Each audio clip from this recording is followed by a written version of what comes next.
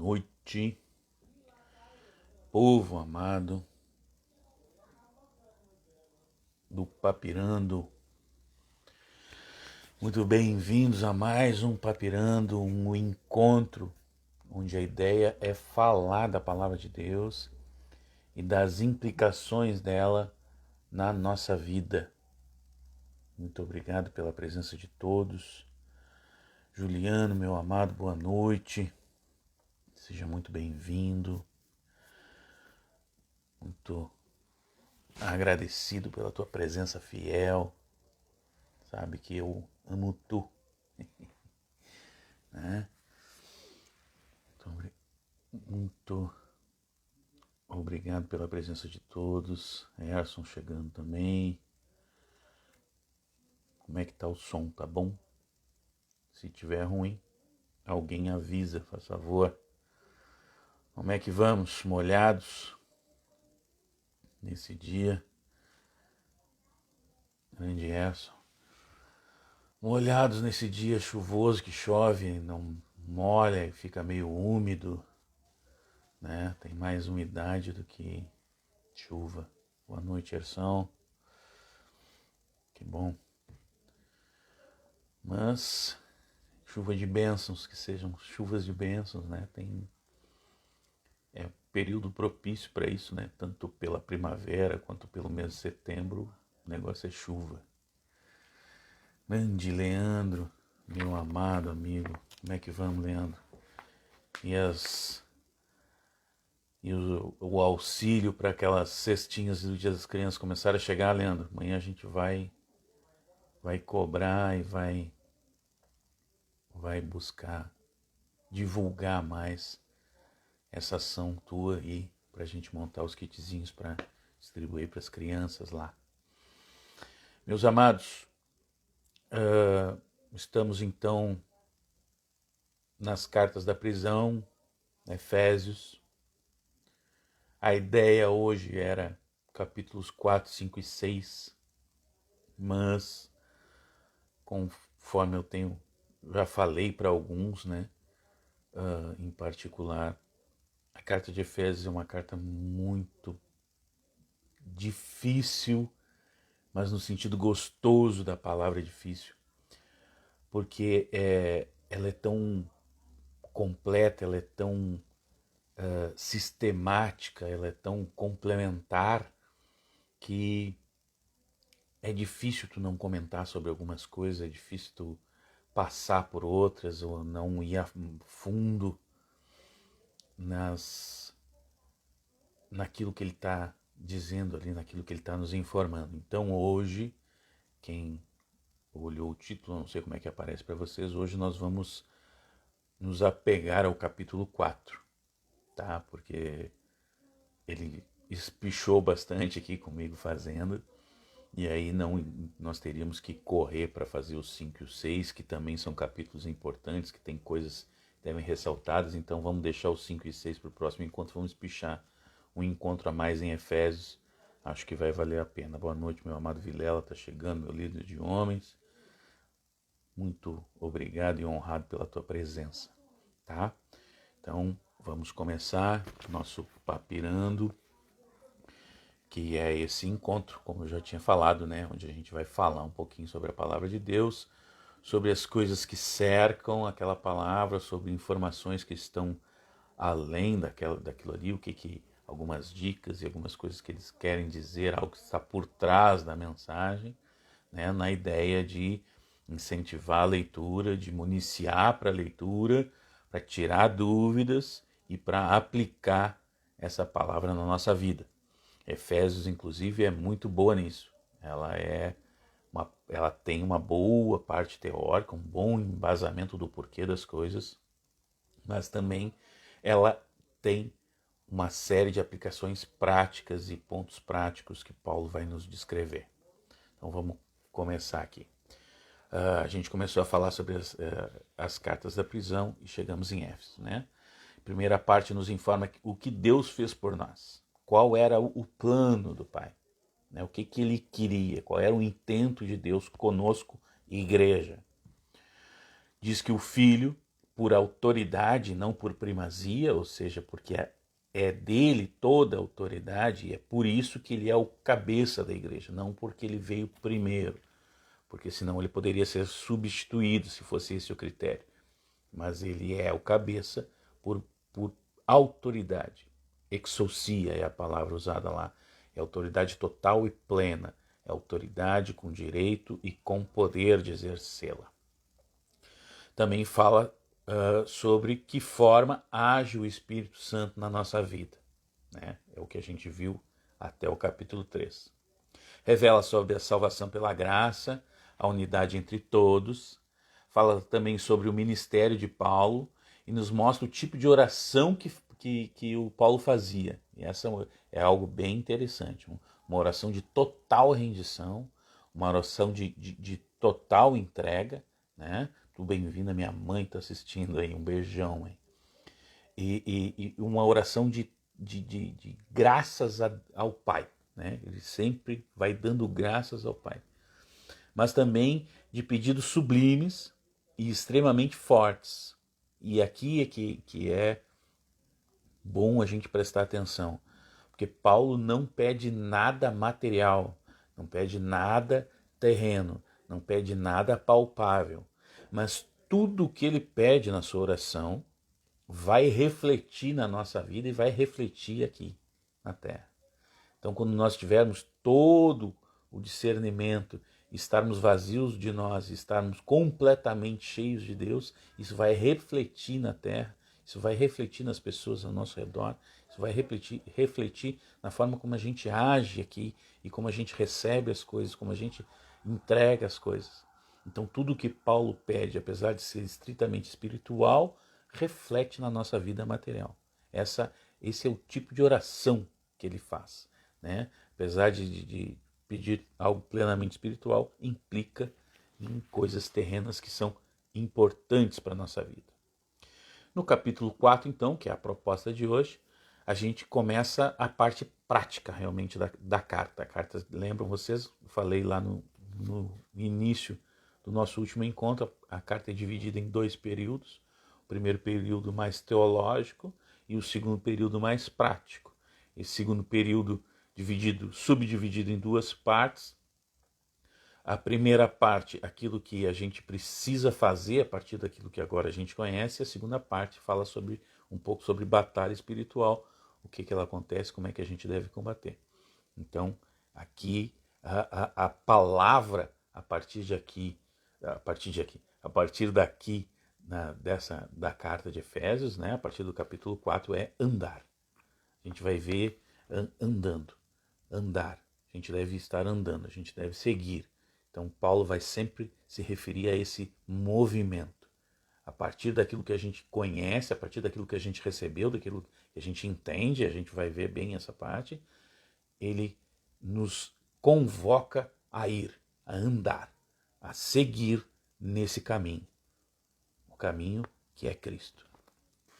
Então, a carta começa com um rogo-vos, e esse rogo-vos não é simplesmente uma súplica, né? Porque rogo-vos lembra uma súplica, alguém suplicando por alguma coisa. Mas é mais forte, é um encorajamento, é uma exortação. Esse rogo-vos não é simplesmente uma súplica porque não existe uma outra coisa a fazer. Entendeu? Ele faz isso num sentido de, se tu ainda está em dúvida, eu te rogo, faz isso, porque é só isso que a gente tem que fazer.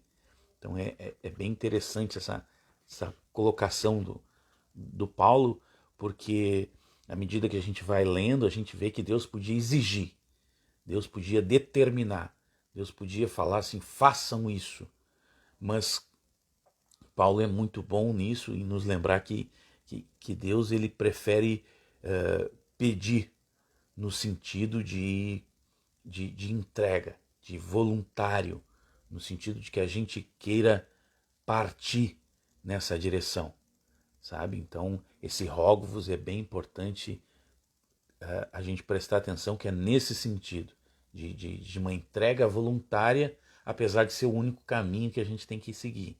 E ele vai dar agora as explicações do porquê esse único caminho, mas é importante. Bem-vindo, Luciano, meu amigo. Prazer da tua companhia. Então, se nós estávamos mortos, se nós éramos escravos, se nós estávamos separados, né, isso tudo ele vai revelando no capítulo 3 principalmente, mas ele já traz desde o 1 ali. Agora, mediante o resgate, né, mediante a nossa compra no mercado onde nós éramos cativos, que é o mercado do pecado, diante o selo do Espírito Santo, afirmando que nós somos de Deus, nós devemos andar de modo digno, pois nós fomos chamados, nós fomos acolhidos, nós fomos escolhidos, nós fomos adotados. São todos termos que Paulo usa nos primeiros capítulos. Então a gente só pode seguir nesse caminho. A gente deve seguir por vontade própria nesse caminho de modo digno. Essa mensagem vem de alguém que está fisicamente preso, mas ele não se sente aprisionado, nem pelo Estado, nem por autoridade nenhuma. Porque mesmo quando Paulo está livre e escrevendo, ele faz questão de dizer que ele é prisioneiro de Deus. Ele é prisioneiro daquilo que Deus determinou que ele fizesse, daquilo que Deus predestinou que ele fizesse, daquilo que Deus encaixou como propósito da vida dele. Ele se sente preso a isso. Ele sente que tem que fazer isso, ele sente que deve cumprir. Ele sabe que isso vem de Deus. E é por isso que ele tem essa autoridade, é por isso que quando ele fala de forma plena, porque ele sabe quem ele é, ele sabe de onde ele vem, ele sabe quem determinou que ele faça aquilo. Então, também nos capítulos anteriores a gente estudou isso. Ele é consciente da missão que tem, ele é consciente de quem deu essa missão para ele, então ele está totalmente pleno. Ele se sente aprisionado nesse sentido, prisioneiro de Deus, não prisioneiro de Roma, não prisioneiro de César. Ele é prisioneiro de Cristo e do propósito que Deus deu para ele, tá? Que é o quê? Levar o evangelho, levar a palavra de Deus aos gentios. Ele sabe que essa é a missão dele. Agora já não resta mais dúvida. Ele está consciente dessa missão dele. Para Paulo é bem claro a ideia de que todos os chamados têm uma vocação, né? Um dom, e é por isso que devem expressá-lo no agir. Esse dom não é só para dizer que tem, mas é para mostrar na nossa ação, na nossa forma de vida, esse dom que Deus nos deu. Se no Velho Testamento o povo deveria fazer algo para ser abençoado, agora, na Nova Aliança, no Novo Testamento, Deus já abençoou. Lembra lá do capítulo 1? Uma série de bênçãos, de coisas que Deus já fez por nós e que a gente pode desfrutar elas em Cristo. Já está dado, né? Às vezes, apesar de não ter sido entregue, e aí eu lembrei no encontro passado da questão de Davi. Davi já tinha sido ungido rei, não tinha assumido o trono, mas ele já tinha sido ungido rei. Estava dada a bênção, apesar de não ter sido entregue, foi entregue no momento adequado. Então, em Cristo, a gente já pode viver todas essas bênçãos. Já está dada, Deus já fez. Então, agora a gente só precisa retribuir seguindo nos caminhos dele. Diferente do que era no Velho Testamento. Lembra do Velho Testamento? Moisés dividiu o povo, aliás, botou o povo no meio do vale, entre dois montes, dividiu os levitas entre um monte e o outro, e aí falou, se vocês fizerem isso, vocês serão abençoados, as bênçãos serão essas. E aí eles listavam uma série de bênçãos. Se vocês não fizerem, vocês serão amaldiçoados. E aí os levitas listavam uma série de maldições. E aí tu escolhia qual lado tu ia ir. Agora não. Na nova aliança já está tudo dado.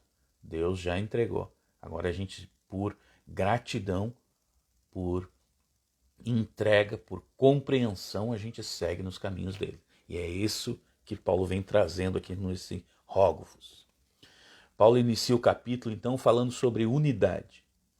Mas unidade como algo produzido por Deus, tá? Não é uniformidade. Não é todo mundo igual em tudo e tendo tudo igualzinho. Não, isso é socialismo, é outra coisa, tá? Paulo fala sobre unidade, algo que vem de dentro. algo que é gerado em nós internamente e é expressado externamente. Não é algo imposto, não é algo prensado por fora, não é algo externo, não é algo mecânico, é interno. Devemos guardar a unidade que é produzida pelo Espírito. E por isso todos, com o mesmo Espírito, são irmãos, independente da placa. Deixa eu pegar aqui, ó. Tá aqui Paulo dizendo, ó.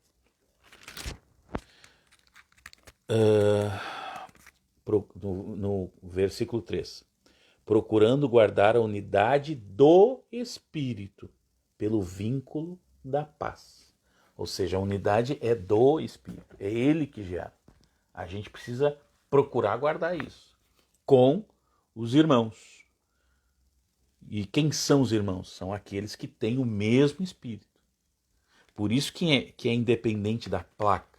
Se o cara é batista, ou se o cara é presbiteriano, ou ele é metodista, ou ele é assembleiano, é irmão, porque tem o mesmo Espírito.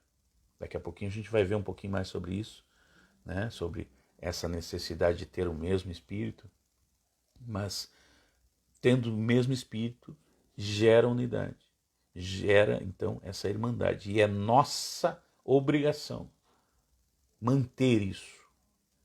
Não ficar brigando, não ficar acusando ou querendo que o cara que só é aspergido mergulhe por força e obrigação, não. A ideia é a gente manter a paz com todos os irmãos, ou seja, com todos aqueles que têm o mesmo selo, todos aqueles que são do mesmo espírito. Então, a fim de guardar essa unidade, Paulo destaca 4 virtudes necessárias para essa tarefa. Tá? Porque unidade não é uma coisa da carne. A gente é extremamente egoísta. Ninguém precisa ensinar criança nenhuma a ser egoísta. Toda criança, pequenininha, quando ela pega algo que ela gosta, que satisfaça o desejo, que preencha o vazio, que preencha uma carência, ela diz é meu. E outra criancinha que chegar ali vai querer pegar para ela. E aí já vai dar aquela briga, aquele chororô. E ninguém precisou ensinar nada ali. Né? Então, unidade é algo do Espírito, é criado por Ele. E para isso ele nos fornece 4 virtudes, que Paulo lista ali. Fornece mais, mas Paulo lista ali 4 virtudes. Então, Paulo começa destacando a humildade, e essa aqui é bem interessante, principalmente no momento que ele está escrevendo isso, né? Porque é o momento do Império Romano. O Império Romano ainda é forte, né? No sentido de que não começou a sua decadência, vai começar um pouco depois. Mas no Império Romano, a humildade não é algo bom, não é uma virtude. Tá? Ela passa a ser virtude por causa dos cristãos. Até então, se mostrar humilde, tu era louco. Não te levava a lugar nenhum. Isso não era algo que um pai ou uma mãe desejava para o filho. Nem em nenhuma camada social. Tá? A humildade passa a ser uma virtude por causa dos cristãos, por causa de Cristo, porque ele se mostrou assim. Até então, no mundo de até então, onde Paulo está escrevendo essa carta, lembra lá nos capítulos iniciais que eu comentei com vocês, quando Paulo diz que Deus Pai, ele está escrevendo para uma comunidade que até então achava, vinha de uma religião materna. Ele está dizendo, vocês estão perdidos. Vocês querem só as coisas terrenas? Não, as nossas coisas são espirituais, vocês estão perdidos. Então aqui é mais uma agulhadinha que Paulo vai dar nessa ideia de sociedade. Ele vai dizer que a humildade é importante. E humildade é o quê? É saber quem somos, de onde viemos e para onde vamos. E aqui que vira a chave daqueles caras, por isso que eles não aceitavam humildade como virtude, porque eles se achavam grande coisa. Nós viemos do pó, nós somos pó, e ao pó retornaremos. Isso é Deus que nos diz. Não é mais ninguém além de Deus falando. Vocês são pó, do pó para o pó vocês vão retornar. Então, se a gente é pó, não vai ser nada mais do que pó, e para o pó vai retornar, por que que a gente vai querer se engrandecer? Por que que a gente não vai aceitar a humildade, né? É ter a oportunidade, o poder de se vingar, mas não fazê-lo, disse João Crisóstomo. João Crisóstomo foi um dos pais da igreja. Estudem lá patrística, botem patrística, João Crisóstomo, vocês vão ver quem é esse homem. É ter controle sobre a própria natureza, né? Humildade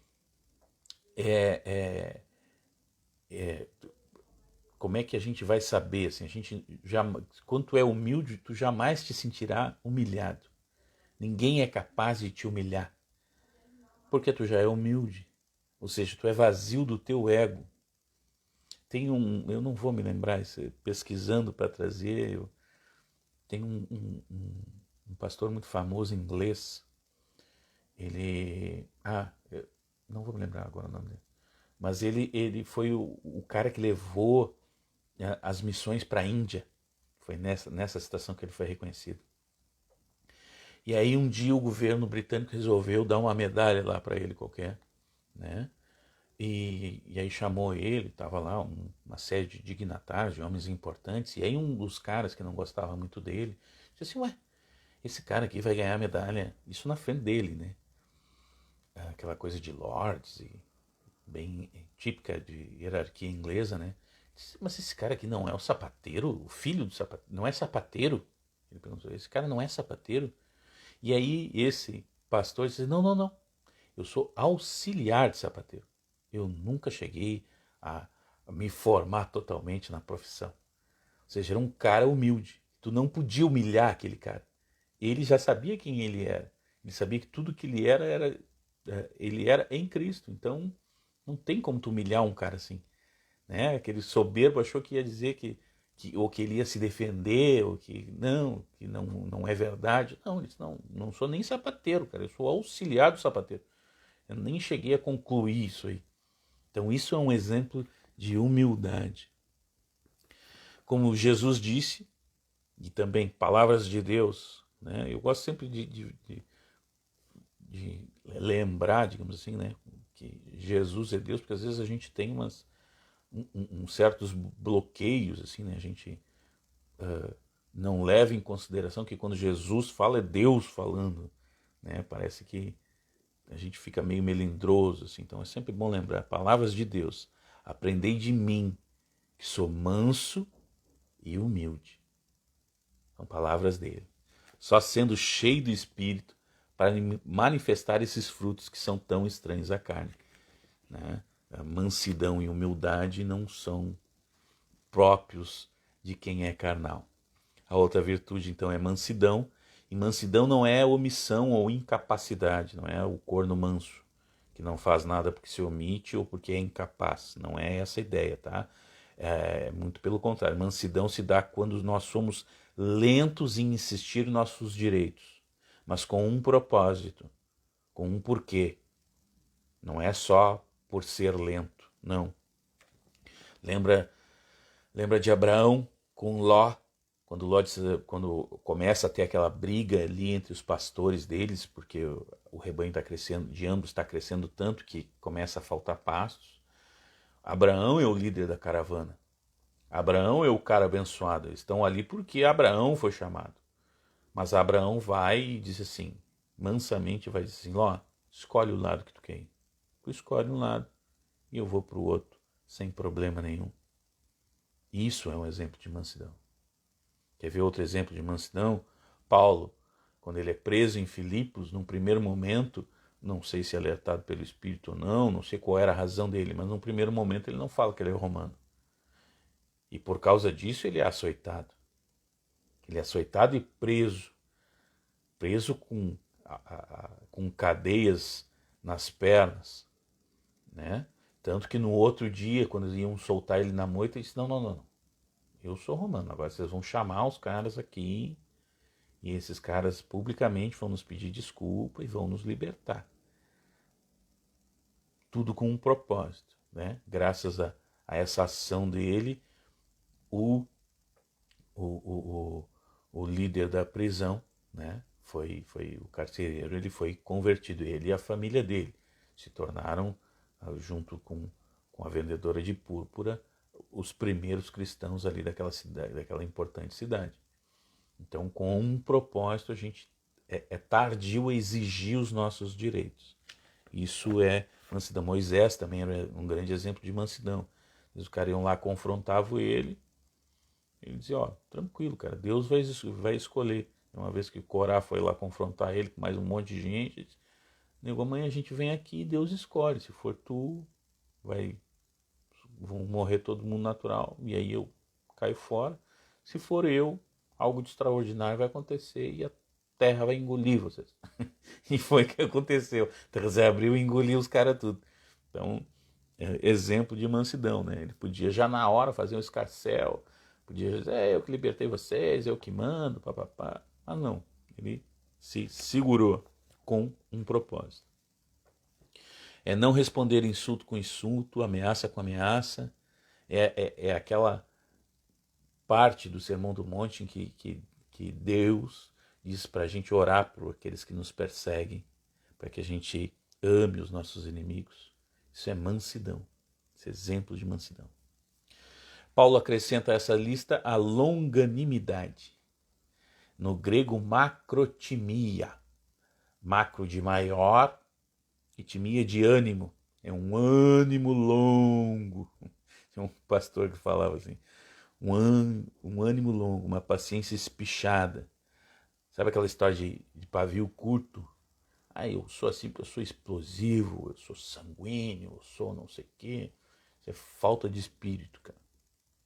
Peça pelo Espírito Santo, peça por longanimidade.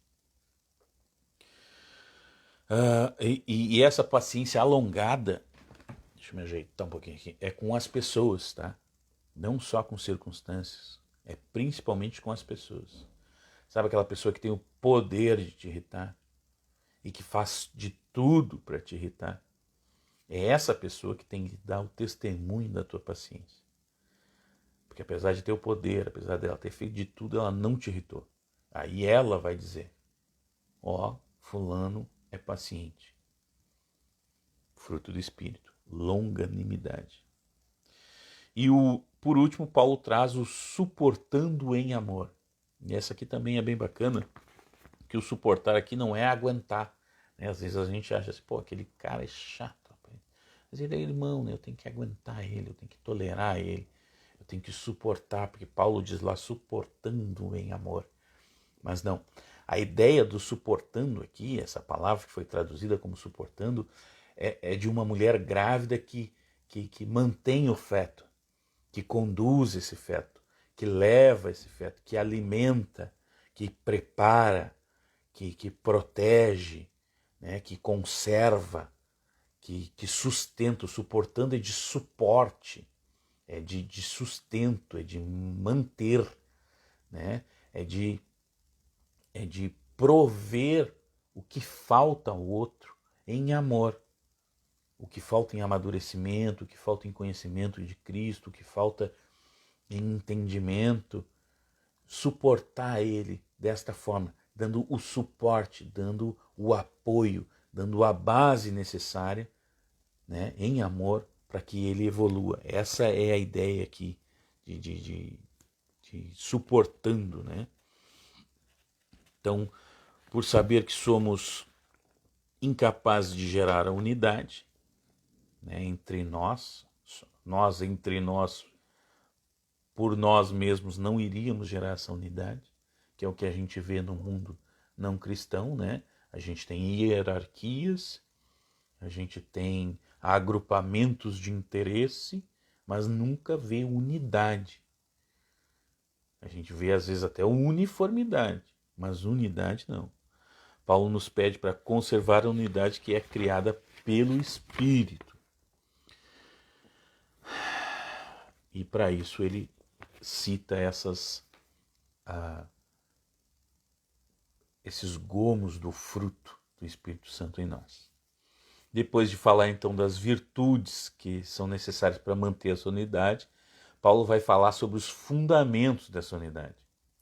sobre o que essa unidade é alicerçada, sobre o que ela é fundada, sobre o que ela é sustentada. Né? Ele fala ali, deixa eu pegar aqui, a partir do versículo 4. Por isso que eu falei, a carta é bem... Vamos ficar só no capítulo 4, porque senão a gente não vai conseguir vencer no nosso tempo. Então, ele vai falar o quê? Porque a unidade não é com todos. Não existe para Paulo a ideia de ecumenismo, como a gente vê hoje, que é essa busca entre as unidades das religiões, né? Não é aceitação plena e restrita. Essa visão de ecumenismo veio muito na Igreja Católica Apostólica Romana. Por quê? Porque enquanto está todo mundo debaixo do mesmo guarda-chuva romano, né? Nessa ideia ecumênica, a arquidiocese, o arcebispo, ele tem todos ali sob sua tutela e isso dá a ele poder político, né? Então, quanto mais gente tiver ali sob o guarda-chuva dele, mais poder ele teria. Isso foi muito difundido aqui, tanto que eu me lembro dessa cena quando o IBGE fez um censo, a mãe menininha do Cantuá, que eu acho que é mãe do Caetano Veloso, da Gal, de alguma desses cantor famoso aí, ela estava listada no censo como católica apostólica romana, né? Ecumenismo. O Paulo não tem essa história, não. Ele deixa isso bem claro. Não existe aceitação plena e restrita. A unidade a qual a palavra de Deus prega só existe quando ela está firmada sobre a verdade. É unidade através da verdade. Tá? Então somente há uma igreja, a de Cristo, né? Porque tu pode ter até a tua igreja. Tem uns caras que tem a igreja deles, né? Tem até a cara deles na frente lá, dizendo pode entrar, sabe? Vocês conhecem, né? Não, é a igreja de Cristo. Só há uma igreja, é a igreja de Cristo. Somente o Espírito de Deus como selo, somente a espera pela volta gloriosa de Jesus. E tudo isso estando nós debaixo do senhorio de Cristo, tá? Há um só Senhor. Porque é pior do que um cristão, pior do que um não cristão, pior do que ser um não cristão é ser um cristão teimoso, um cristão rebelde. Isso acontece, às vezes o cara quer, ele é cristão, mas ele não quer estar debaixo do senhorio de Deus. Aí as coisas acontecem na vida dele e ele não sabe por quê. Rebeldia é o nome disso. Então só existe uma única verdade, só existe uma forma de nos rendermos ao Pai, só existe um selo, uma só marcação, inserção no corpo, há um só Criador de tudo, acima, a favor e em todos. Tá? É isso que Paulo vai deixar bem claro. A gente tem que estar em unidade, calçado na verdade. Não é com todo mundo de qualquer jeito. Depois de que Paulo deixa isso bem claro, né? Ali um só Senhor, uma só fé, um só batismo, um só Deus e Pai de todos, o qual é sobre todos e por todos e em todos. Esse só batismo é essa questão do selo, tá? Dessa marcação e inserção no corpo. Não tem a ver com imersão. Como é que é? Imersão, sei lá eu que, o resto todo. Travou, Juliano? Travou pra mim aqui, parece. Não sei. Eu tô seguindo aqui. Travou em que ponto, meu amado? Paulo então começa a falar dos dons da unidade. Dádivas que foram entregues a nós pelo Rei dos Reis. Ele falava até então do que temos em comum e agora ele vai falar do que temos em diferente. Ou seja, Paulo vem construindo uma história. Ele diz que precisamos de unidade, ele diz que para nós termos essa unidade, preservarmos essa unidade do Espírito, é nos dado alguns dons. Ele diz que essa unidade é calçada em cima de verdades, né, que não é com qualquer um, e até então ele vem nos tornando iguais, ou seja, na unidade todos temos que ter isso, todos temos que acreditar em tal coisa, e agora ele vai falar dos dons. E esses dons são individuais, cada um tem o seu próprio dom e todos têm um dom. Paulo é bem claro nisso, né? Então, dons dados por Cristo conforme o seu desejo. e esses dons devem ser usados a favor da comunidade. 1 de Pedro 4.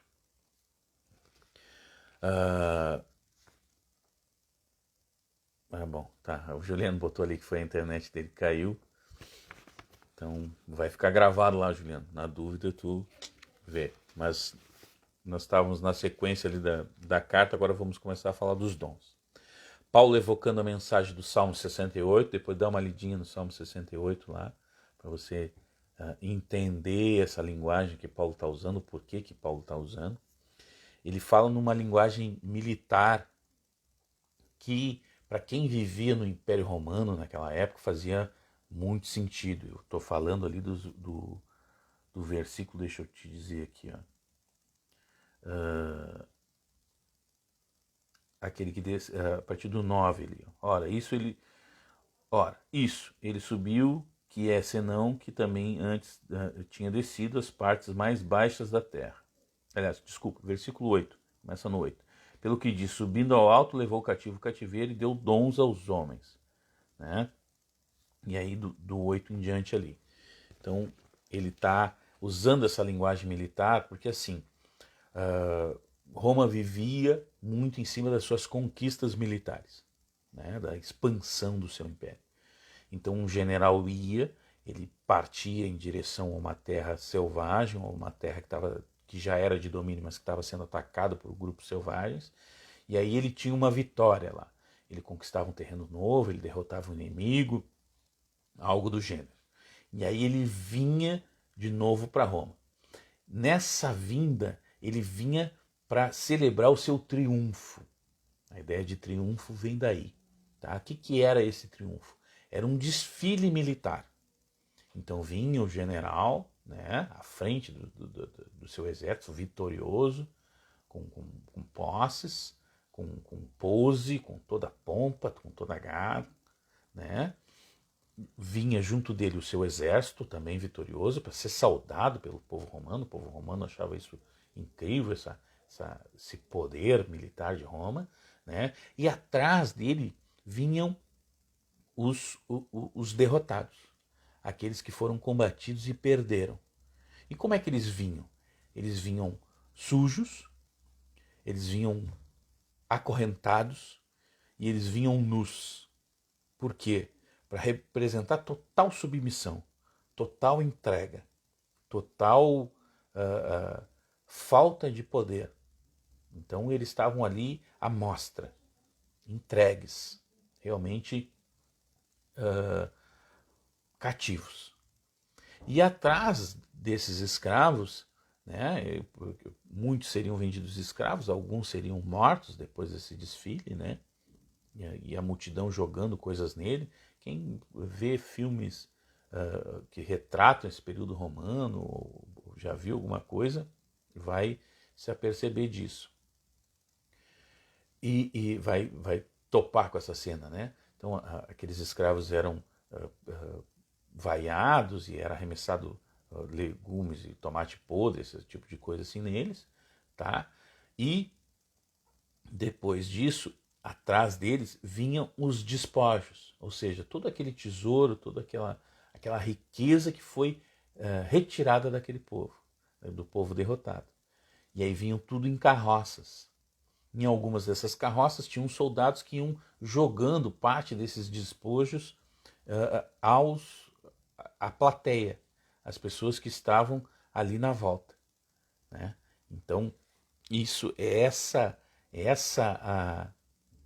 a figura que Paulo traz quando fala de que trouxe cativo do cativeiro, né? que ele usa ali no 8. Levou cativo o cativeiro e deu dons aos homens. Nessa ideia de distribuir esses despojos, né? De levar cativo aquele que nos aprisionava, aquele que nos prendia agora, que está preso, e por isso ele, como um general vitorioso, entrega esses despojos, esses dons. O povo ao qual Paulo escreve antes estava cativo, agora com Deus como Pai é um vitorioso, e além de vitorioso, próspero, né? Ele está falando da igreja. Temos no texto uma lista de dons uma das listas de dons da Bíblia, tá? Tem outra em Romanos 12, se você quiser ler lá quais são os dons. Tem outra em 1 Coríntios também 12, vai lá, tem essa lista. Aqui ele fala de pessoas dons. Ele fala em apóstolos, tá? Não como os 12, mas como em pioneiros, em mensageiros, naqueles que primeiro levam a palavra de Deus. Essa é a ideia do apóstolo aqui, tá? Nós não temos apóstolos hoje, apesar de alguns se dizerem. Há controvérsias, há discussões, mas a ideia de apóstolo como os 12 não tem como ter. Porque se vocês lembram lá de Atos, do livro que a gente já estudou, diz que quando Pedro, né, vai jogar sortes para escolher quem seria um apóstolo que tomaria o lugar de Judas, né, não pela morte de Judas, mas pelo seu desvio, né, ele diz que tem que ter convivido com o Messias. Então, apesar de Deus estar vivo, né, de Cristo estar reinando, a gente convive com ele em espírito, não fisicamente. E Pedro vai dizer lá, não, tem que conviver, tem que ter visto a ressurreição e tem que ter feito coisas miraculosas através do poder do Espírito Santo. Então a nossa igreja é apostólica porque a gente tem os escritos dos apóstolos, né? A gente tem as cartas dele. Lembra que no encontro passado eu falei que as cartas é uma forma de manter a presença do apóstolo. E era utilizada nesse sentido, nesse viés, e é até hoje para nós assim. Por isso que a nossa igreja é apostólica, mas não porque temos apóstolos no sentido dos apóstolos, dos 12 primeiros. Pode ter apóstolo no sentido de ser um enviado em primeiro lugar para divulgar o reino. É isso que Paulo está falando aqui na lista de dons, tá? Ele fala em profeta, e também aqui há a discussão, né, como em muitos detalhes da palavra de Deus. Alguns acham que o profeta, como aquele que revela a vontade de Deus, cessou, esse dom cessou no livro de Atos, porque o que eles alegam, né, quem tem esse viés? Que o cânon já foi estabelecido. Deus já revelou o que tinha que revelar. Então não precisa ter um profeta que revele a vontade de Deus. A vontade de Deus é o que está escrito na Bíblia. Está escrito na Bíblia a vontade de Deus, não está escrito, acabou a história, não tem esse papo. Né? Então eles são sensacionalistas porque eles acham que cessou esse dom, assim como o dom de línguas. E há aqueles que mantêm a ideia do profeta, né? Nos moldes do Velho Testamento, um canal de revelações. Eis que te digo, que Deus manda dizer, e aquela coisa toda. Então, há essas duas vertentes. Pastores e mestres, e aqui é para se entender isso como uma coisa só, pastores e mestres é a mesma função, está sempre embutido na mesma pessoa, tá? Que é aquele que cuida e ensina, e esse exercício é sempre conjunto.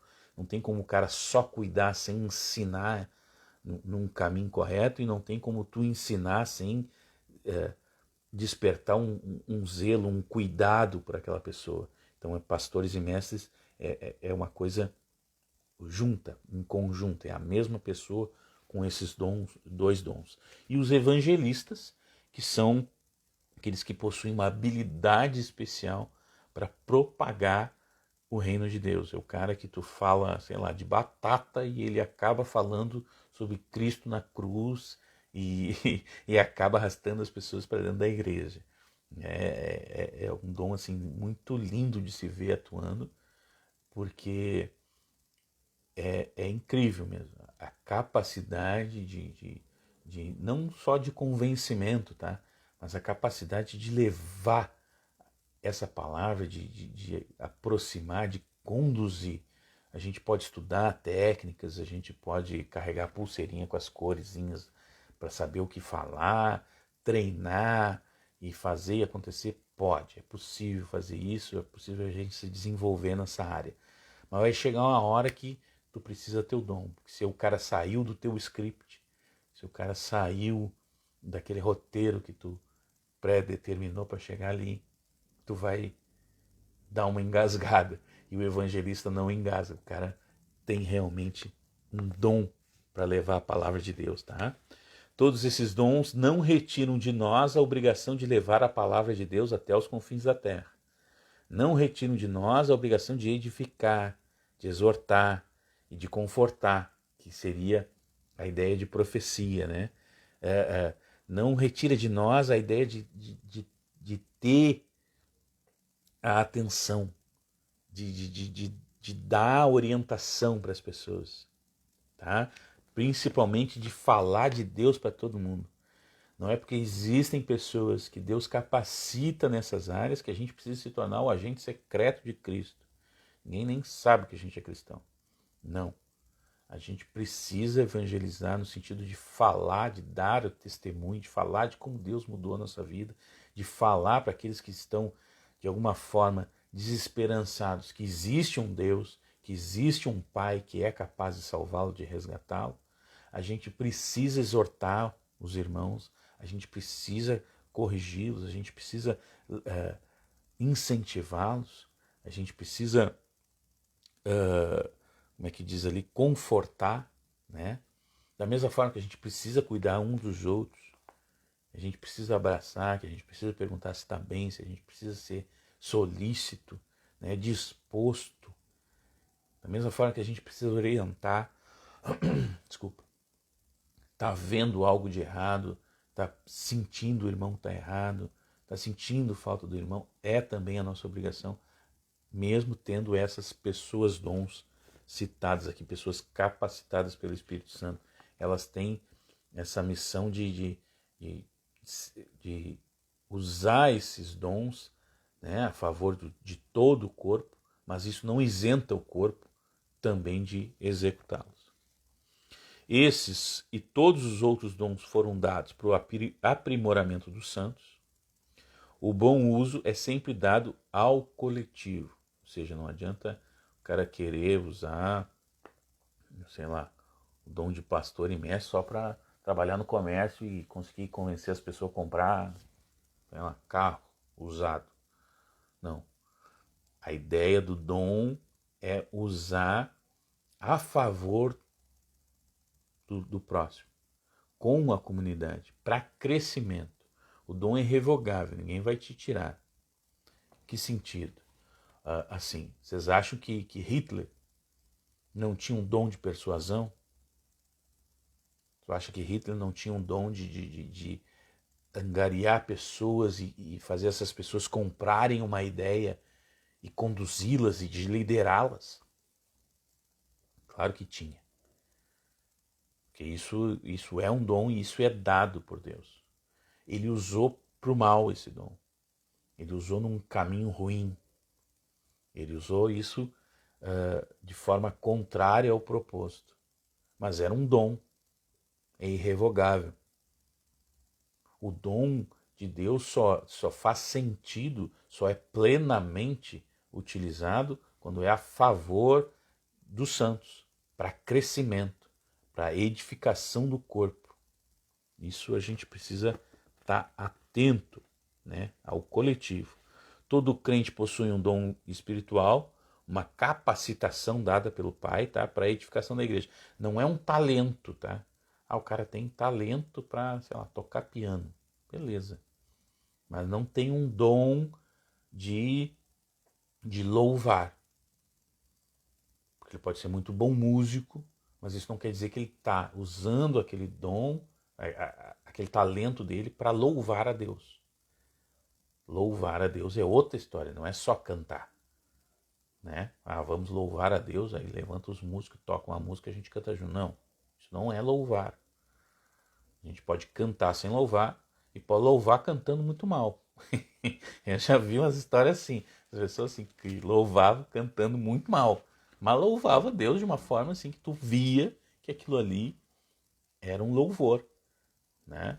Eu até posso dar aqui esse... Deixa eu ver que horas são aqui, pessoal. Estamos terminando.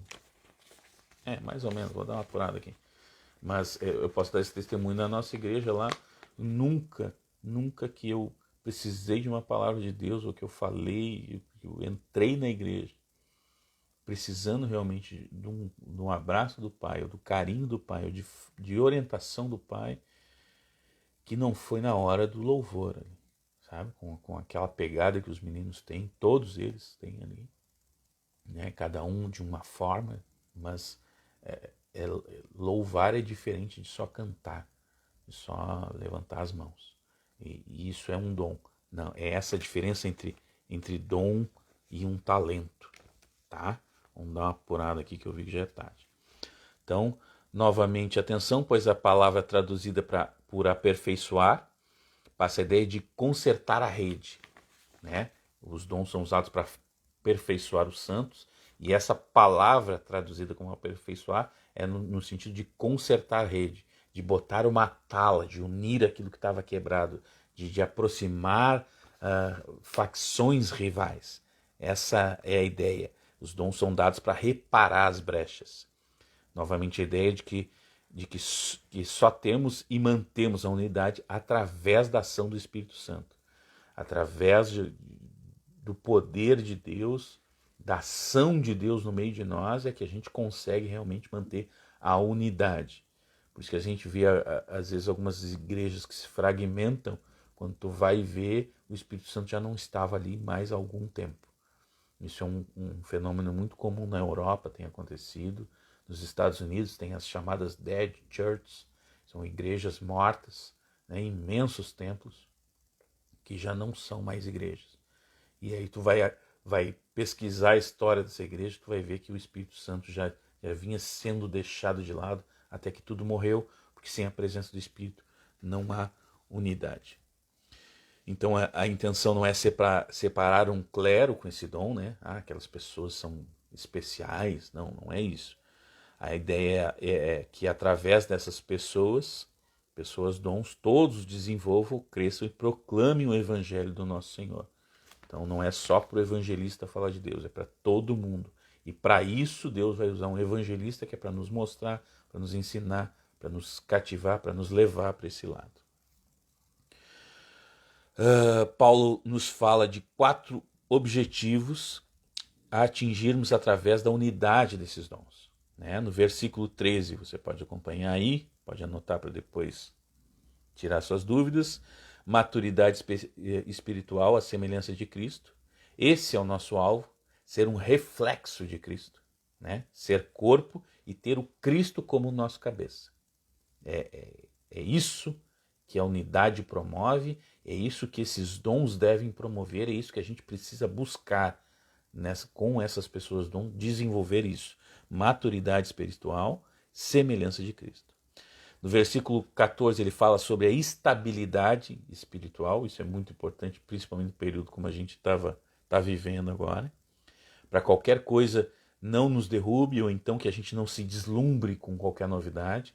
Se a gente vai ficar sempre agarrado a novidades, a gente vai precisar de uma atrás da outra, né? Porque no momento que tu tem aquela novidade ali, daqui a pouco tu te acostuma, ela não é mais, e agora? Agora tu precisa de outra novidade, outra novidade, outra novidade.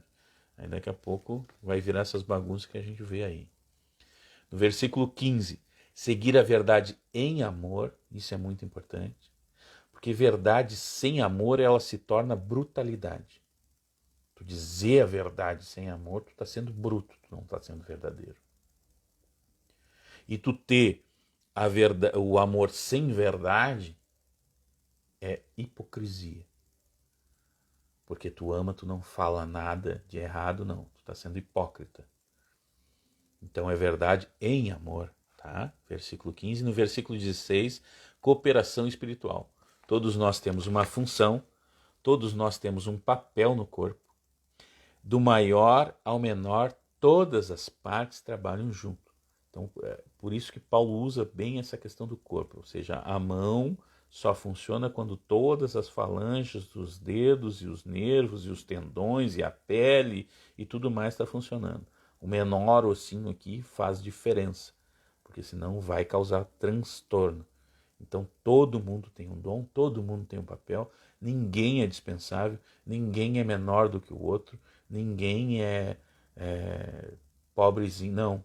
Todo mundo que está dentro do corpo da igreja está ali por um motivo, porque é necessário, porque o Pai escolheu, porque precisa daquela pessoa ajustada ao corpo para que a coisa ande e desenvolva. 1 Coríntios 12, vocês vão ler sobre isso, em Romanos 12 também. Tá? Se até aqui Paulo falou em unidade, depois desses versículos que a gente leu, depois do 16, ele passa a falar agora sobre a pureza da igreja. Ele vai chamar pecado de pecado. É bom. E para explicar esse tema, ele vai dividir a sua fala em 3 tópicos. Tá? A admoestação, nos versículos 17 a 19. O argumento teológico para isso, do versículo 20 até o 24. E a aplicação, do 25 ao 32. A admoestação, 17 e 19. Argumento teológico, 20 e 24. E a aplicação, de 25 a 32. Vamos lá. Estamos chegando, nos encaminhando para o fim. Mais 1 hora. Não chega tanto. No primeiro tópico, Paulo nos exorta a sermos distintos do que éramos. 1 Pedro 2 vai dizer que nós éramos ovelhas desgarradas. Tá? Então Paulo está nos exortando a gente deixar isso para trás, a gente se distinguir, a gente se separar, a gente se tornar diferente disso que a gente é. Romper com os velhos costumes. Agora nós, como nova criatura, não podemos mais viver como antes. Não tem como viver como nós éramos. A gente precisa ser diferente, a gente precisa mudar, a gente precisa que isso aconteça na nossa vida, e não é a gente falando que isso aconteceu, são as outras pessoas dando testemunho sobre nós. Fulano está diferente. Querem um testemunho disso, querem ouvir um testemunho disso, procure o irmão César na igreja, pergunta para ele como as pessoas, os vizinhos dele viam ele e como ele é visto agora pelos vizinhos. Procura lá na igreja, fala com o irmão César, ele adora dar o testemunho dele e é um testemunho super bacana. Para alicerçar essa transformação, Paulo dá ênfase ao fator intelectual. Isso é bem interessante. Essa parte aqui é bem interessante. Não aos sentimentos, mas ao entendimento. O que deve nos diferenciar é a forma de pensar, a forma como a gente vê o mundo, a nossa cosmovisão. Ainda vamos fazer um seminário sobre cosmovisão. Isso é um assunto muito interessante. E cosmovisão é igual a lente de óculos. Tu enxerga através dela, mas tu nem te dá de conta que ela existe. E é isso que tem que ser diferente no cristão. É isso que a gente precisa mudar, transformar essa percepção. Paulo vai falar sobre vaidade dos pensamentos no versículo 17, significando a soberba, né? Essa vaidade de pensamentos. O significado é soberba, é não curvado. Esse não curvado, sabe, o joio e o trigo, eles são semelhantes, mas são diferentes. Uma das diferenças é essa. O trigo, ele é fininho, ele é longevo, eles chamam, então quando o vento bate, ele se verga. O joio não. O joio se mantém firme, ele não se verga por qualquer coisa. É essa vaidade de pensamentos que Paulo está falando aqui, essa soberba, tá?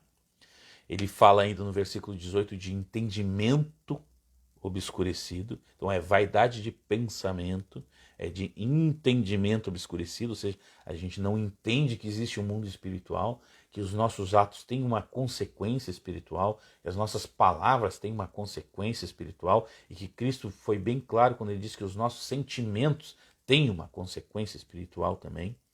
Tá? Então é esse entendimento obscurecido. Até falava com o Leandro sobre isso no nosso encontro de homens. E a ignorância em que vive, ignorância no sentido de ignorar, de não saber, sabe? De desconhecer a Deus. Então, Paulo vai falar sobre isso no versículo 18. Vaidade, trevas e falta de conhecimento. E isso leva a uma vida de dureza de coração e de dissolução. É por isso que existe a dureza de coração. É por isso que as pessoas são dissolutas, por causa desse entendimento escurecido, dessa soberba de saber. A vida cristã começa no intelecto porque ela começa com arrependimento. Qual é a palavra para arrependimento? Metanoia. O que quer dizer metanoia? Mudança de mente. Então, quando a gente fala em cristianismo, a gente fala em mudança de mente, a gente fala sempre de questão de entendimento, de pensamento, de enxergar o mundo de forma diferente, de ter essa visão diferente. Então, novos hábitos, novos gostos, novas metas, novos alvos, novamente. De novo, nova cosmovisão. Isso que é isso que nos torna cristão. Não é ir à igreja. Não é ir frequentar os cultos. Não é ir no pequeno grupo, nos encontros, no tudo. Tudo isso é bom, tudo isso faz parte, tudo isso é importante. Comungar com os irmãos é importante, se tornar parte do grupo é importante. Mas o que nos torna cristão é essa nova visão, esse novo entendimento, essa busca constante, tá? É isso que nos torna cristão. Paulo vai empregar 3 palavras extremamente fortes para exemplificar o tipo de vida que o ímpio leva, que essa pessoa que é soberba, obscurecida e ignorante leva. Ele vai falar sobre endurecimento, que é poroses, a palavra grega usada lá é poroses. É uma pedra mais dura do que o mármore. Quem entende de construção aí, quem fez balcão de cozinha, sabe que mármore é algo bem resistente. E essa pedra era mais resistente do que isso. Na medicina, era o termo usado para descrever a calcificação de um osso quebrado, poroses. Ou para fazer algo endurecido, um calo, eles chamavam de porose, algo mais duro do que o normal. Porose, essa palavra que Paulo usa aqui. A outra palavra que ele usa é dissolução, aselgeia, no grego aselgeia, dissolução, é excesso, procura do prazer a qualquer custo e a qualquer preço. Para te dar um exemplo prático, aquele cara que está aprisionado no alcoolismo. Então ele já não se importa mais se ele está bêbado na frente dos pais, na frente da esposa, na frente dos filhos, se ele está caído na rua, se ele está bêbado na frente dos outros, ou alguém em drogadição, entendeu? Boa noite, João. E alguém em drogadição, o cara já não quer mais saber aonde que ele está se drogando, ou quem está vendo, ou qual o risco daquilo ali. O que importa é saciar esse prazer, é saciar essa vontade, essa carência, esse desejo. E é isso que a palavra dissolução, a selgeia, quer trazer. A outra palavra que Paulo usa para falar sobre a vida do ímpio, né, o estilo de vida do ímpio, é avidez, é pleonexia. É um forte e incontido desejo de ter algo proibido. É um desejo ávido por mais. Sabe o nível de corrupção endêmica que a gente tem no nosso país? Porque assim, não é mais para o cara enriquecer, sabe? Não é para o cara só se manter no poder. Não, é muito mais do que isso. É por outro motivo, sabe? É avidez, é pleonexia, é um forte e incontido desejo pelo proibido. Ele quer mais e mais e mais e mais e mais. Já nem sabe mais porquê, mas esse desejo incontido de mais, principalmente por aquilo que é proibido. Essas são as palavras que Paulo linka ao estilo de vida do ímpio. Depois de nos admoestar, né, até o versículo 19 ali, Paulo apresenta um argumento teológico. Ele diz que não foi assim que aprendemos. De novo, lembrando, ele traz para o entendimento. Ele vai dizer que não é isso que a gente ouviu. E novamente ele vai frisando essa questão de aprendizagem, né, de ensino, de intelecto. Não é um sentimento. Ele diz, não foi o que vocês aprenderam. Não foi o que vocês ouviram. Não façam isso. Então é sempre algo intelectual, não sentimental. John Stott, que é um teólogo e pastor e escritor, tem livros fantásticos, ele vai dizer que ser cristão também é pensar.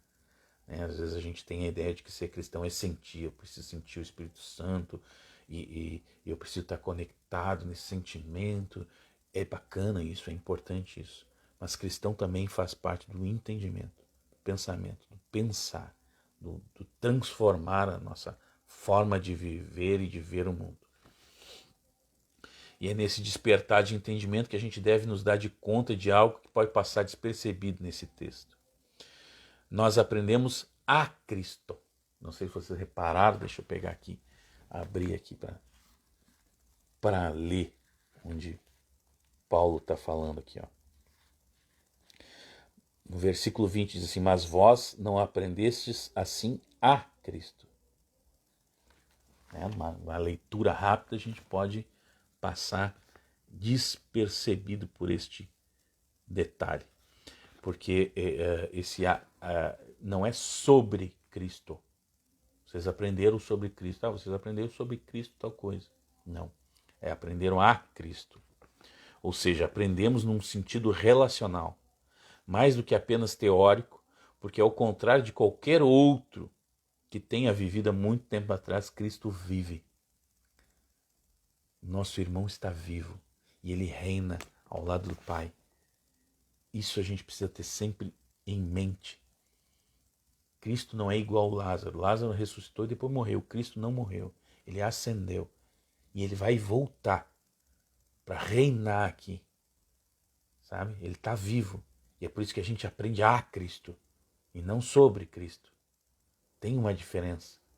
Tem uma vírgula.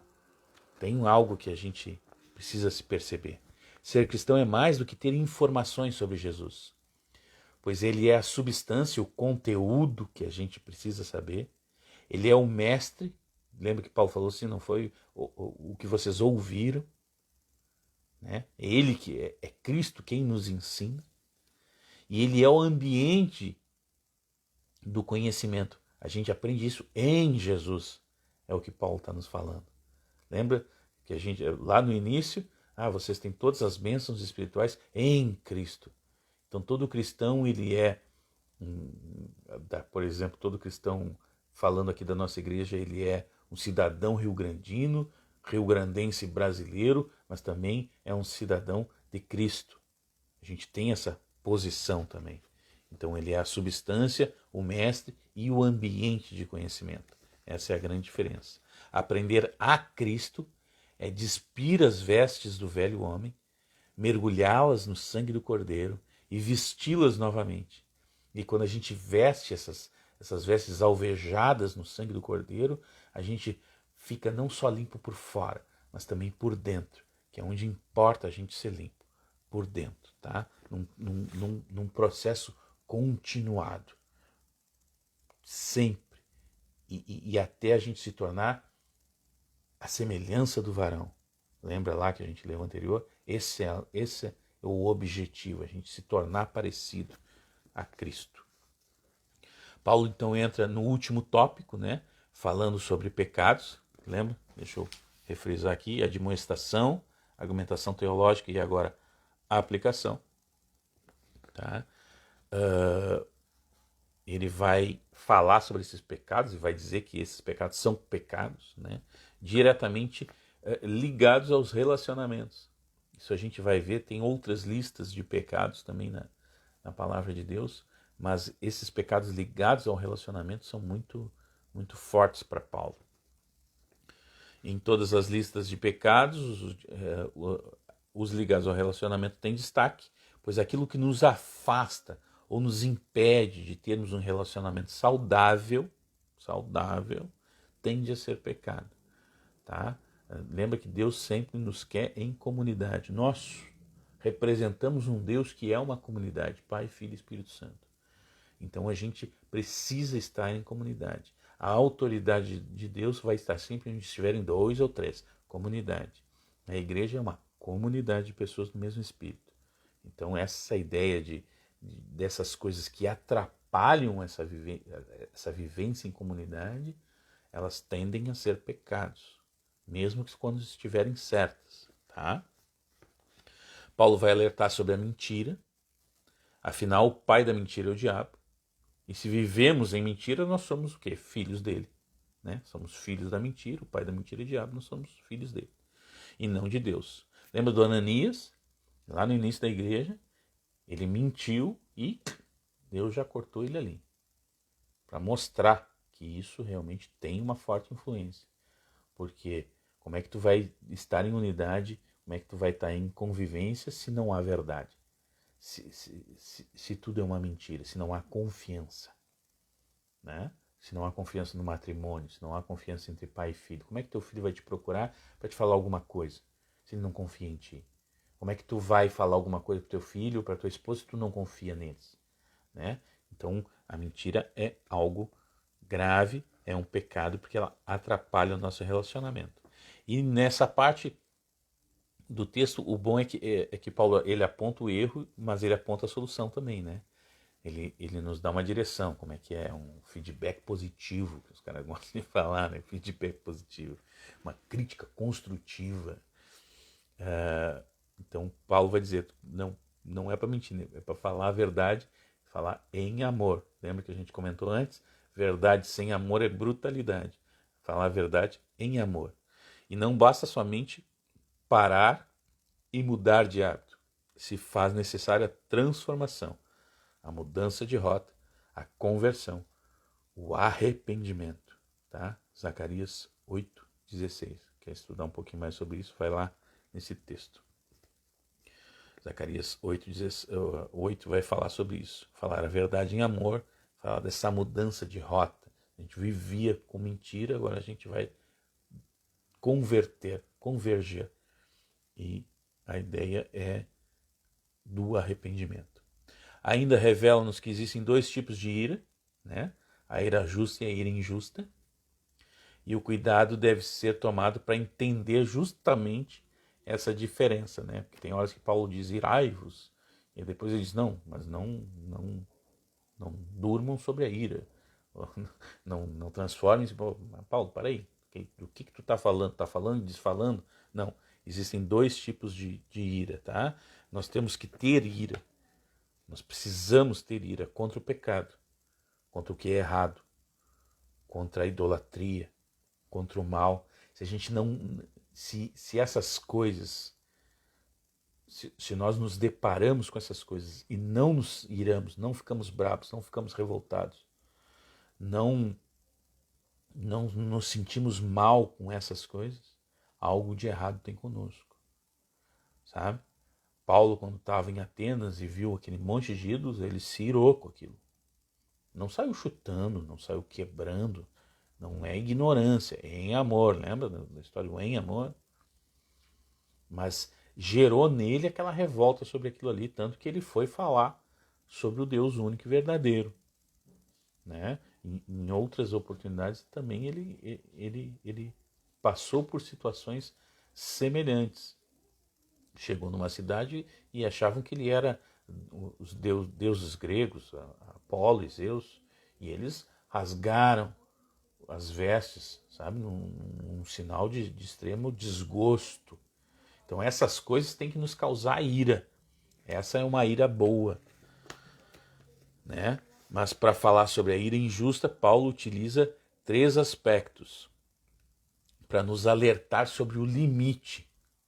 Porque o detalhe da ira é que ela pode acabar extrapolando, ela pode começar com uma coisa boa, né? Como falei, ver idolatria, aí tu sente aquela ira e daqui a pouco tu quer partir para cima das pessoas, quer quebrar objetos, quer convencer as pessoas no grito, né? Tu vê, a gente vê exemplo muito disso, com 2x3 vê na televisão casos de religiosos que espancaram homossexuais, ou que, sabe, umas coisas desrespeitosas, assim.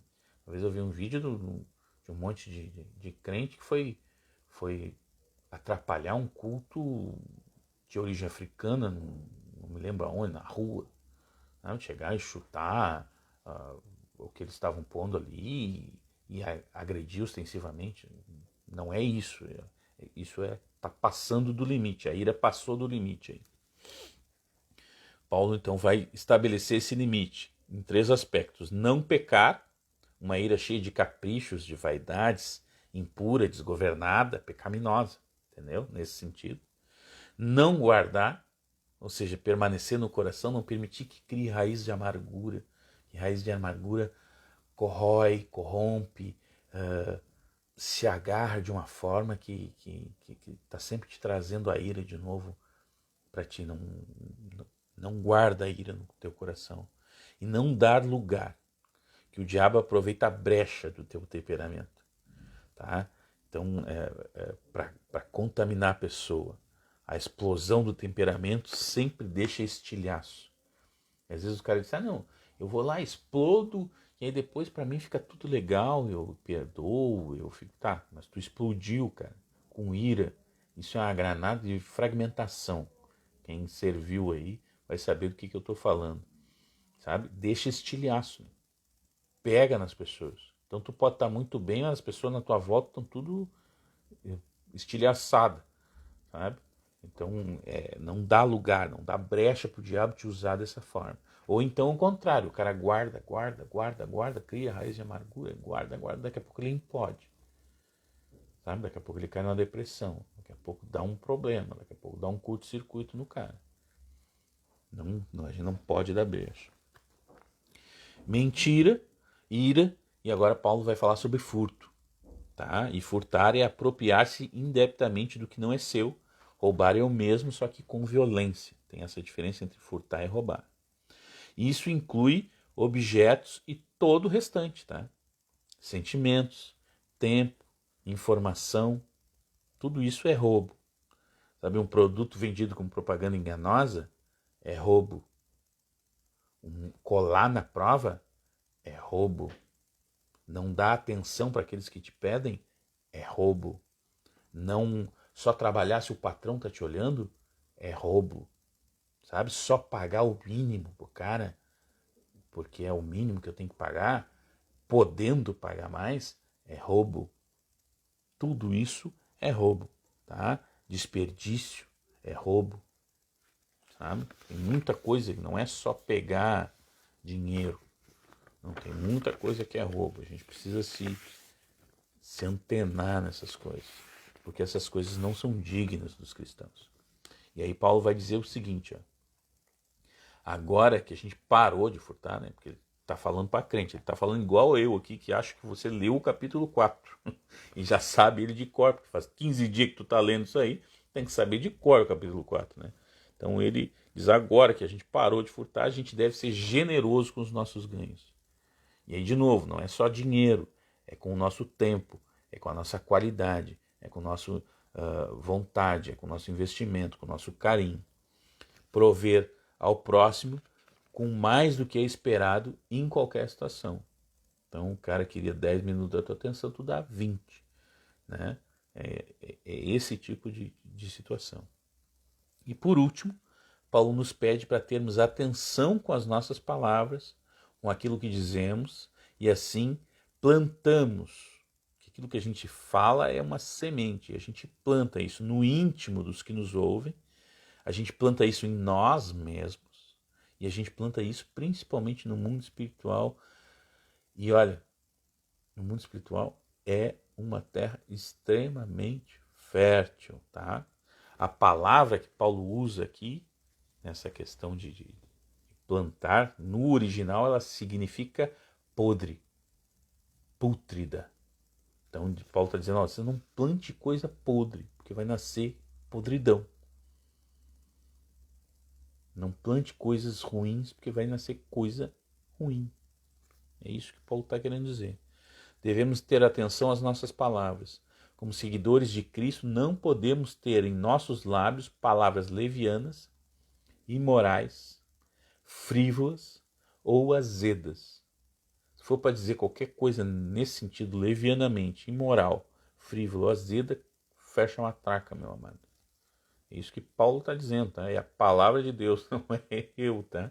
Só estou traduzindo aqui de uma forma que tu entenda. As nossas palavras devem ser boas, ou seja, agradáveis, devem ser edificantes, né? Que façam crescer, que ergam, que sustentem, que apoiem, edificantes de edifício, de construir, né?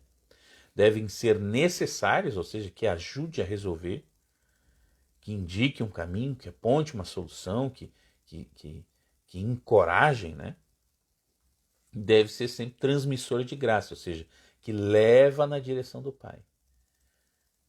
Que as pessoas nos vejam e digam, pô, daquele cara ali eu vou ouvir uma palavra que vai me auxiliar, que vai me erguer, que vai me apontar uma direção, que vai me fazer ter a certeza da presença de Deus.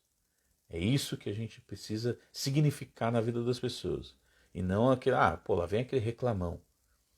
Lá vem aquele cara que só fala mal. Lá vem aquele cara pô, não, o cara não ergue nunca ninguém. Pô, lá vem aquele cara que vive rindo da desgraça dos outros.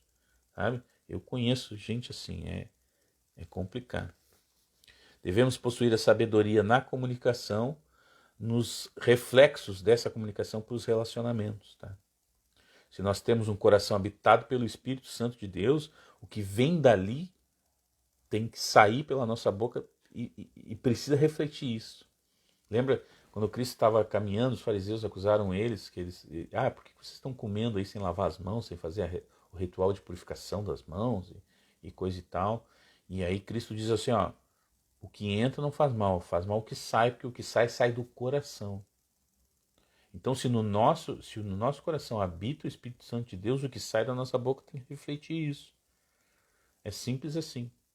Se não está refletindo, aí agora, bom, vai descobrir por que o Espírito Santo não está habitando no teu coração. Mas eu sou irritado. Não, isso é falta do Espírito Santo. Mas eu sou assim mesmo. É falta do Espírito Santo. Lembra? Toda. Por isso que eu disse que Efésios é um texto gostoso, porque todo ele é encaixadinho. Paulo vem falando isso lá do início. Olha, unidade, ação do Espírito para gerar essa unidade. A gente não vai conseguir, porque a gente não entende, porque a gente não sabe, porque a gente não é humilde.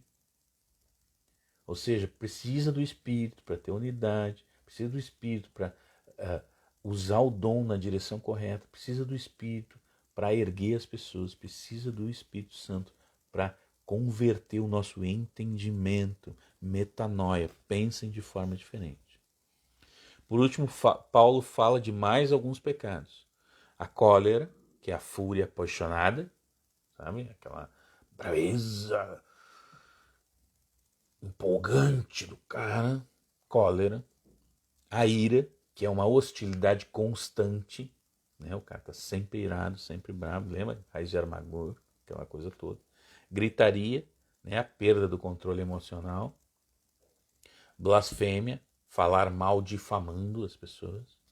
E malícia, desejar um coração mau, através de um coração mau, sabe? Maldade, malícia, tudo coisa que pode ver que não pode ter o Espírito Santo envolvido nisso aqui, né? Tudo coisa de quem vive uma vida sem a presença do Espírito Santo. Antes, diz Paulo, a gente deve ser meigo, dócil, terno. Devemos padecer com os que nos cercam, mesmo os que nos machucam, pois somos perdoadores e um perdão sem limite. Lembra de Pedro? É 7? Não, é muito mais. É sempre. Por quê? Porque Deus nos perdoa sempre. Imagina se Deus chegar e estabelecer o limite, tens mais 3 perdão. Depois do terceiro perdão, não te perdoo mais. Fico de beiço para ti. Deus fizer um dia isso, nós estamos perdidos. A gente não amanhece, né? Quem dirá se anoitecer. Mas então a gente precisa refletir isso. A gente precisa mostrar isso. A gente precisa ser essa cópia, essa reflexão é o que a gente vai ver no próximo capítulo. Então é um perdão sem limites. Não devemos ser como Pedro, que achou que perdão tinha limite. Porque se Deus fizer isso conosco, estaríamos arruinados. Devemos estar sempre prontos e abertos para perdoar a todo instante, a todos, eu repito. Mesmo aqueles que nos machucam, devemos perdoá-los. Mesmo aqueles que nos magoam ou que nos desejam mal, nós devemos perdoá-los, porque Deus nos perdoa. Então, também nas palavras de Deus, com a tua medida você será medido. né? Então esse perdão deve ser uma busca constante, deve estar sempre no nosso coração, tá bom? Então vamos ver que horas são aqui, ó, 22h22, já passamos muito do nosso tempo. Este foi o capítulo 4 da carta de Efésios. Como eu falei, um texto muito gostoso, porque ele é todo encadeadinho, ele vem todo em cima de uma argumentação e ele vai dando um passo depois do outro, ele vai dizendo o porquê e como as coisas acontecem e como a gente precisa ser e por que a gente precisa ser isso. Ele desenvolveu em todos os 3 primeiros capítulos tudo que Deus já fez por nós, né? E a partir disso, então, ele nos roga no sentido de que só há um caminho. E esse caminho é a unidade, é a presença do Espírito Santo. Que a gente permita essa presença do Espírito Santo. Quero agradecer a todos que estão conosco até agora, agradecer a todos que irão ver esse vídeo, tá? Isso é algo que eu faço com muito empenho, com muito coração, com muito amor, no sentido realmente de auxiliar todos, principalmente a mim também, né, nessa busca pela palavra de Deus e na forma como isso precisa entrar na nossa vida, na nossa mente e gerar transformação. Quero desejar uma boa noite a todos vocês, em especial a minha esposa e minha filha que estão me vendo agora. Bebê, vai naná, bebê, que amanhã a gente tem que acordar cedo, tá? Agradecer novamente a presença de todos vocês que entraram no meio do caminho, que estão conosco desde o princípio. Muito obrigado pela oportunidade de estar aqui compartilhando com vocês algo que eu, como costumo falar, busco em homens muito melhores do que eu, busco em livros, em pregações. Há realmente uma dedicação para trazer esse material para vocês. Tá? Gostaria de encerrar fazendo uma oração, porque como diz Lutero, a palavra de Deus deve vir acompanhada do coração antes, durante e depois. Tá bom? Em nome de Cristo Jesus, Pai nosso, Pai, muito obrigado, Senhor, pela oportunidade de falar sobre a Tua palavra, Pai. Falar sobre o Teu caráter, falar sobre aquilo que Tu nos ensinou através de homens como Paulo, através de homens que vêm nos traduzir e nos esmiuçar tudo o que o Senhor quer nos dizer através da sua palavra, Pai. Muito obrigado, Senhor. Continua me usando com esse propósito. Continua me fazendo uma ferramenta tua, Pai. Usa cada irmão que está ouvindo agora, que está conosco, que irá ouvir depois, Pai. Toca na vida deles. Aprimora o seu entendimento, Pai. Usa-os através da tua palavra para propagá-la, Pai. Para mexer com o seu entendimento, Senhor. Dê-nos a fome da tua palavra. Derrama sobre nós a tua água, Pai. Que a gente possa estar sempre embebido e alvejado pelo sangue de Cristo, Senhor. Hoje o Senhor nos ensinou da importância da presença do Espírito Santo no nosso interior, no nosso coração, Pai. Porque só assim poderemos manter a unidade que o Espírito Santo cria, Pai. Porque só assim poderemos caminhar na direção em que Tu está. Pois só assim poderemos compreender a verdade que nos guia, nos orienta e nos une, Pai. Porque só assim poderemos realmente Te representar, pois teremos mudado de entendimento, mudado de pensamento, Pai, mudado a nossa visão, mudado a, a forma como a gente enxerga o mundo. E aí as pessoas poderão ver em nós a Tua semelhança. Será feita a Tua vontade, pois só isso é o que nos resta. O Senhor já nos deu tanto, o Senhor já fez tanto por nós, o Senhor já nos perdoa tanto todos os dias, que só nos resta termos perdão e amor e entrega na direção do outro, na unidade, na partilha. É isso que eu te peço, Pai, essa oração para hoje, Senhor. Encha-nos com o teu Espírito, meu Pai. Toca o nosso coração, Papai. Esvazia-nos, ajuda-nos a nos esvaziar de nós, para que possamos estar cheios de Ti e, através das nossas palavras, dos nossos pensamentos e das nossas ações, Te refletir nesse mundo, Pai. Que possamos sair por aí como faróis da Tua luz, que possamos preservar a podridão que cerca esse mundo e chamar os Teus filhos, porque a Tua palavra os chama, o Teu Espírito os convence, mas a nossa presença te leva até eles. É o que eu te peço, para a Tua honra e para a Tua glória, no nome poderoso de Jesus. Amém. Amém? Muito obrigado. Até semana que vem, quinta-feira, 21 horas. Vamos falar inicialmente sobre o capítulo 5 e 6, mas conforme o desenvolver da coisa, talvez só o 5, para não perdermos muito do 6, que também é bem importante. Vamos ver. Mas leia os 5 e o 6, daqui até lá, todos os dias, toda essa semana, pense, reflita, anote o que Deus trouxe no teu coração, anote a tua dúvida, manda ela, tá? Procura saber mais, pesquise um pouco mais, veja que está relacionado com esse texto. Essa é a ideia disso aqui, incentivar a leitura da palavra, tá bom? Muito obrigado, um abraço a todos. Domingo nós temos culto na quinta e na nossa igreja, pela manhã e pela noite. Terça, culto CAP. Quinta, temos o nosso Papirando. Amém?